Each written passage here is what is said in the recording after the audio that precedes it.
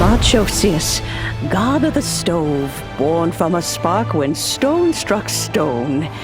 He was a god with a great love for humanity and their well-being. Millennia ago, the people sought to expand their city. They built a dwelling on the plains and called it the Gouba Assembly. The stove god cared greatly for the people, turning himself into minions who went into every home, fostering food and solidarity alike. Alas, their home was taken by a flood.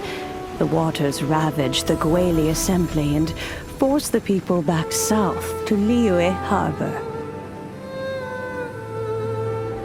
Though the distance was not far, the journey was plagued by a terrible storm. For a dozen days, the Adepti stayed by their side. During this time, the stove god cooked an ancient delicacy, flatbread with a meat sauce to stave off the cold and damp, fit for those on the move. Centuries later, disaster and plague arose once more. The stove god would appear no longer, for he placed all of his power into the land itself to quell the calamities. His power expended, and his wits greatly reduced. Thus his body decreased in size. By the time he parted ways with us, he wasn't even the height of a human. He told Rex Lapis and I of the dishes that bring joy and of the secrets of the flame, then went into the mountains and entered into a long slumber.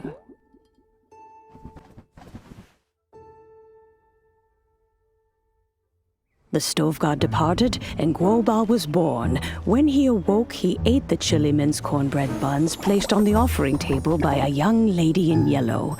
Though he did not remember the past, he was profoundly moved and decided to follow this young lady thereafter.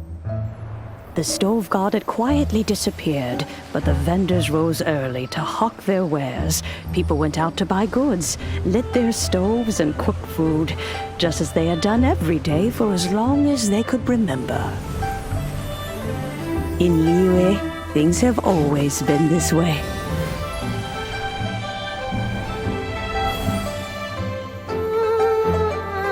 Nature provides, the mountains rejoice. We are blessed by heaven's good grace. Years have gone by. The world has transformed, but our way of life survives.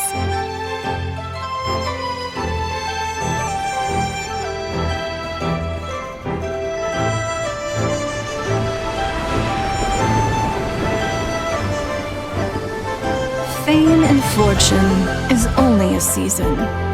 It is the moment that we should embrace.